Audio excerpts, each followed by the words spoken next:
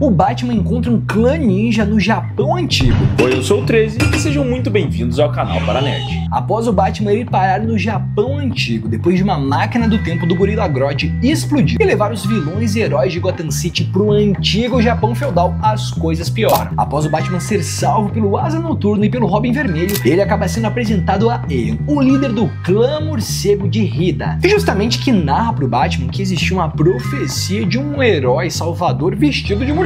Segundo a lenda, quando o país estivesse um caos, um ninja estrangeiro, usando uma máscara de morcego, apareceria e assim derrotaria todo o mal e reestabeleceria a ordem e a paz em todo o Japão. O fato que é revelado é que o clã morcego espera a chegada do Homem-Morcego há centenas de anos. Inclusive, eles falam que os shinobis dali dariam a sua vida pelo Homem-Morcego. O Batman tá muito bem tancado. E se você gostou desse vídeo, deixa o like e se inscreve, que me ajuda muito, rapaziada. Valeu! Impressionante como sempre tem uma lenda, né?